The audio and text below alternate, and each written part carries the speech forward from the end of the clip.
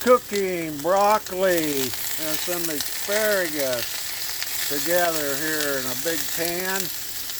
I just use a little vegetable oil. I'm using a NutriWave precision induction cooktop. I heated the oil to 425. Now I'm just going to let it simmer here for a while, put the lid on. I like salt on stuff, so put a little salt in there. Stir it up a little bit.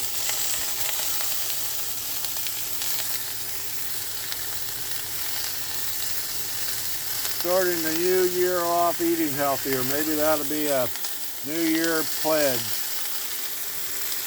I actually like onion pepper on stuff too. Put a little of this in there.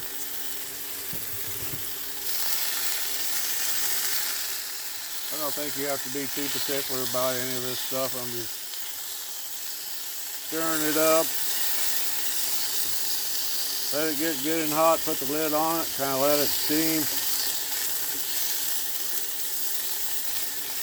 Cooking asparagus and broccoli.